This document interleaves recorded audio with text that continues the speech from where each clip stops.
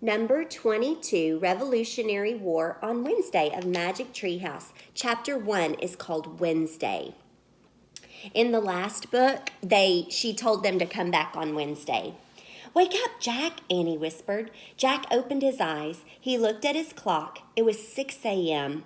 "Come on," Annie whispered. She was standing in his bedroom door, already dressed.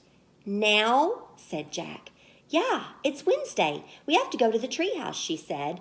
"Oh, man, Wednesday," said Jack. Suddenly, he was wide awake. "We have to help save Camelot," said Annie. I know, said Jack, scrambling out of bed. "Meet you out front," said Annie. Jack quickly changed into his jeans and t-shirt.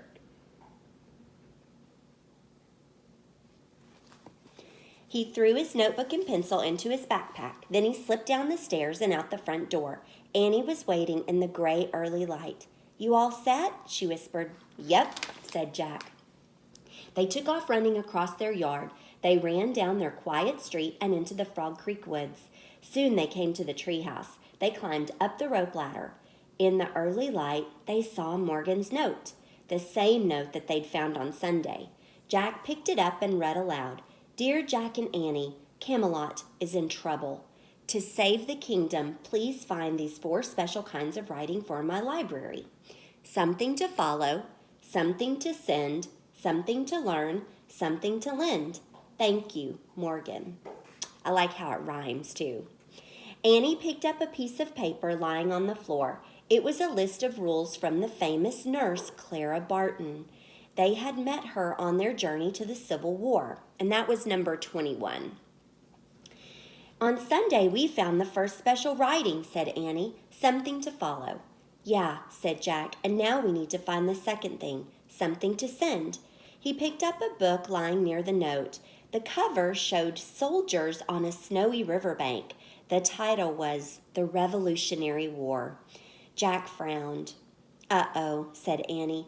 "Another war," said Jack, sighing. "You still want to go?" said Annie. "We have to," said Jack. He hated the suffering that he'd seen in the Civil War, but they had no choice. They had to help Morgan and save Camelot. He pointed at the cover of the book. "I wish we could go there," Jack said. The wind started to blow. The treehouse started to spin. It spun faster and faster. Then everything was still. Absolutely still. Chapter 2 is called Day or Night. Jack shivered. The wind blew hard. "It's cold," he said. He could see his breath in the air. "Wrap your scarf tighter," said Annie. Jack looked down. He had a wool scarf around his neck. He was also wearing woolen pants that buttoned at the knees, a coat, and a hat with 3 corners. There's a picture of it on the cover. Y'all make sure you're on mute, okay? On his feet were funny-looking shoes with buckles. In place of his backpack was a leather bag. Annie was wearing a long coat over a long dress. Here's another picture.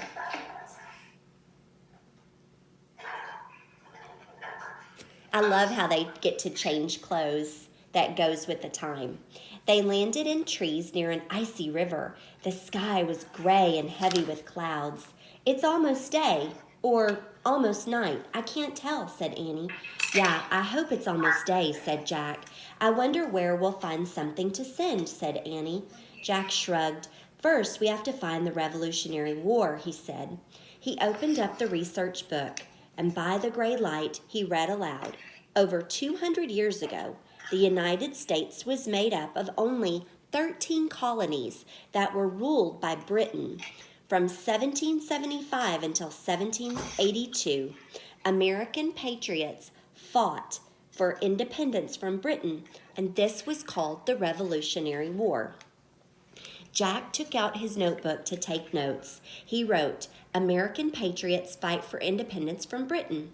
Jack turned the page. There was a picture of soldiers in red uniforms. He read aloud, "During the Revolutionary War, British soldiers wore red uniforms. For this reason, they were called redcoats." Jack wrote in his notebook, "British are redcoats." "Wow, Snow, said Annie. Jack looked up from his writing. Annie was holding her hand out the window. A few snowflakes blew into the treehouse. Not much yet, said Jack, but we better find that special writing soon. Well, stop reading and come on, said Annie. She buttoned up her coat and started down the ladder. Okay, said Jack. He packed the research book and his notebook into his bag and followed Annie. When they stepped onto the ground, there were more snow flurries. The sky was growing darker. I'm afraid that it's almost night instead of day, said Jack. Yeah, said Annie, looking around. Hey, look, people. She pointed up the river. In the misty distance was a campfire. Several men sat around the fire, holding muskets. Maybe they can help us, said Annie. She started away, but Jack grabbed her. Wait, I think they're soldiers, he said. They have muskets. Remember the muskets from the Civil War? The guns that the soldiers carried? Oh, yeah, said Annie. They might be redcoats, said Jack. Let's sneak closer and get a better look at their uniforms.